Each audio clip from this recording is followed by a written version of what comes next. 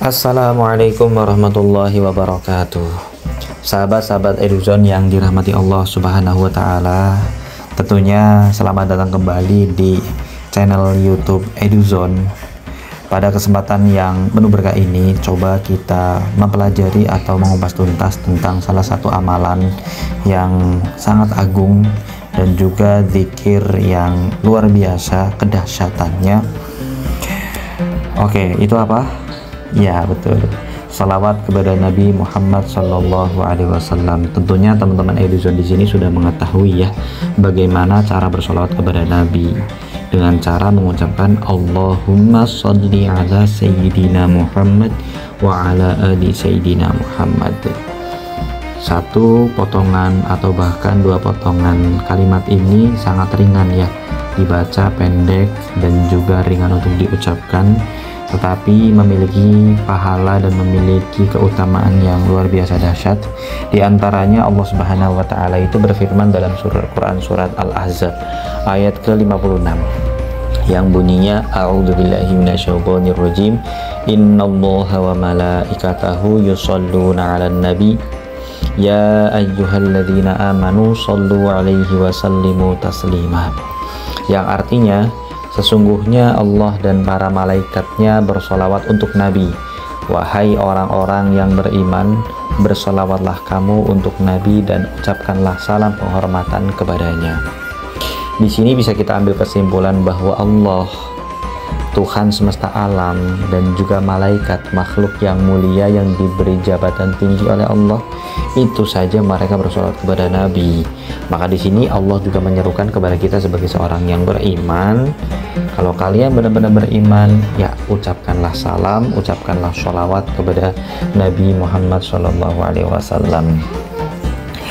Dari potongan ayat yang mulia ini jelas menjadi landasan utama betapa penting dan agungnya amalan sholawat. Ya, seperti saya jelaskan tadi bahwa Allah, malaikat bersolat kepada Nabi. Lalu bagaimana mungkin kita sebagai umatnya kok bisa lalai dalam mengamalkan ibadah yang istimewa ini?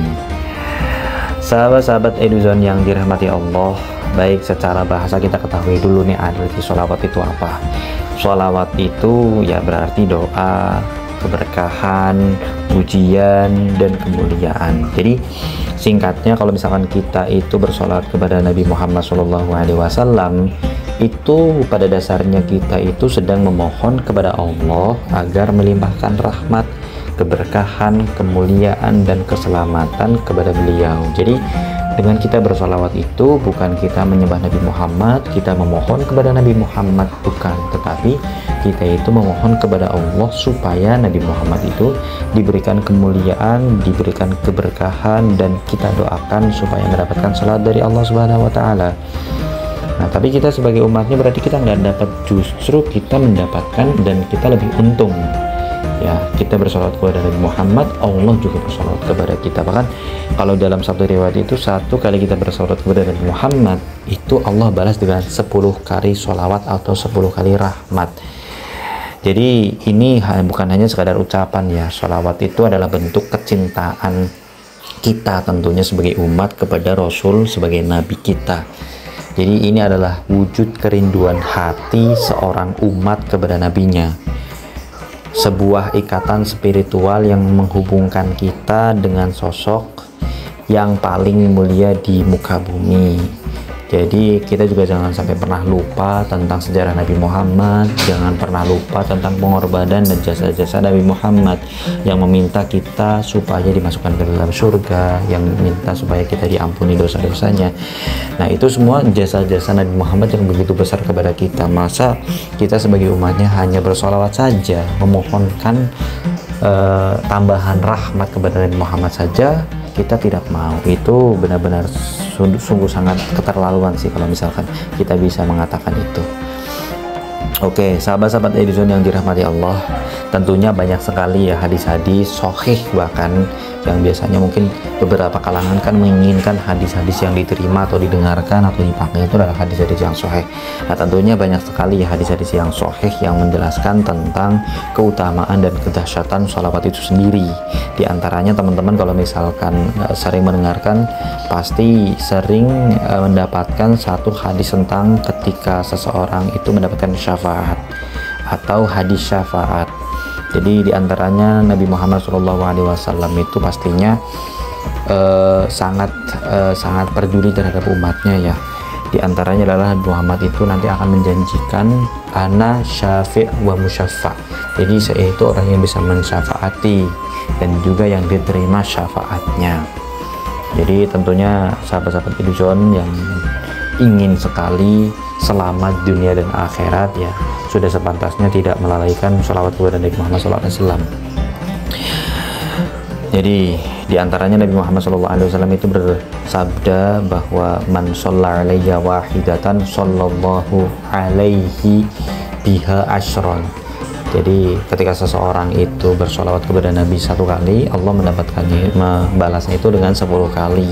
Itu bayangkan saja kalau misalkan kita bersolawat 10 kali, pastinya dilipat gandakan terus kan, menjadi 100 dan 1000 bahkan sampai seterusnya.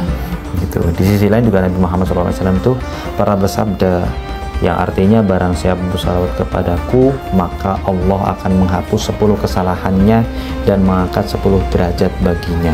Oke, mungkin kita itu orang yang banyak dosanya ya, maka sholawat itu adalah kunci sebagai penghapusan dosa. Saya pernah baca bahwa di beberapa literatur itu ada yang bertanya kepada para ulama, tentunya bertanya kepada ulama itu dengan kalimat yang kalau misalkan saya itu salah atau saya itu berdosa, mana dulu yang ingin saya lakukan, istighfar dulu atau sholawat dulu? Ada beberapa ulama yang ingin menjawab bahwasanya ya bagusnya istighfar dulu kemudian sholawat, karena istighfar itu kan penghapus, sholawat itu sebagai penghias. Tapi ada juga ulama yang menjawab bahwa sholawat itu sebenarnya sudah mencakup dari istighfar. Sholawat itu ya bisa menghapuskan dosa, sholawat itu ya bisa menghiasi diri kita dengan amal-amal yang baik. Ya apa yang perlu kita lakukan sekarang ini ya pastinya ya menyesuaikan saja. Kalau misalnya kita memang tenang dengan beristighfar terlebih dahulu, ya istighfarlah. Kalau misalkan kita perlu bersolawat langsung, ya kita bersolawatlah. Dan juga ada beberapa hadis juga yang mengatakan, diantaranya Muhammad SAW itu bersabda, orang yang paling dekat denganku pada hari kiamat adalah orang yang paling banyak bersolawat kepadaku. Coba bayangin ya teman-teman ya, siapa yang tidak ingin dekat dengan Rasulullah di hari yang penuh dengan huru hara. Jadi, dan Rasulullah SAW pastinya ketika pada saat itu ya tempatnya adalah di tempat yang paling mulia.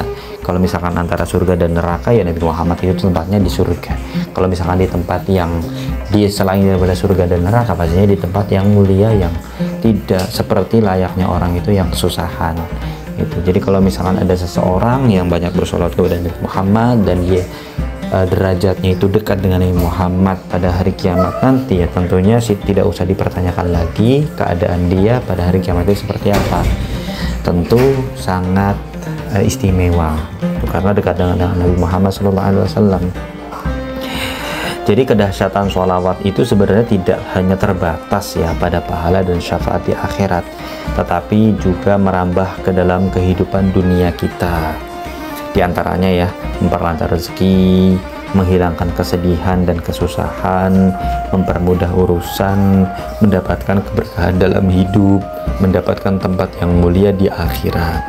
Jadi sholawat itu sebenarnya manfaatnya itu sangat banyak. Cuma kebanyakan kita itu berat untuk melakukan itu ya karena memang belum bisa merasakan faedahnya secara langsung, karena kita belum pernah melakukan, kita belum pernah konsisten dalam mengamalkan, sehingga kita belum bisa mendapatkan faedahnya secara langsung. Itu diantaranya. Oke, sahabat-sahabat Eduzon yang dirahmati Allah Subhanahu wa Ta'ala, terima kasih telah menyimak video ini hingga akhir. Jangan lupa untuk like, komen, share video ini jika bermanfaat, dan subscribe channel Eduzon agar tidak ketinggalan video-video edukasi Islami lainnya. Jazakumullahu khairan katsira. Wassalamualaikum warahmatullahi wabarakatuh.